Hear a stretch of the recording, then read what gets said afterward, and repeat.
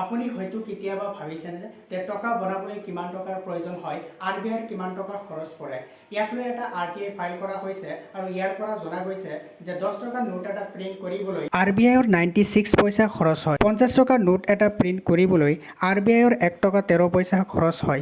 100 টকাৰ নোট এটা প্ৰিণ্ট কৰিবলৈ RBIৰ 1 টকা 77 পইচা খৰচ হয় আৰু 500 টকাৰ নোট এটা প্ৰিণ্ট কৰিবলৈ 2 টকা 29 পইচা খৰচ হয়। খুচৰা পইচা কি হয়? খুচৰা পইচা বনাবলৈ আৰু বেছি পইচা খৰচ কৰে, কাৰণ এইটো মেডেলেৰে বনোৱা হয়।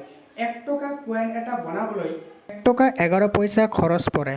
5 টকাৰ কয়েন এটা বনাবলৈ 3 টকা 69 পইচা খৰচ পৰে আৰু 10 টকাৰ কয়েন এটা বনাবলৈ RBIৰ 5 টকা 54 পইচা খৰচ পৰে।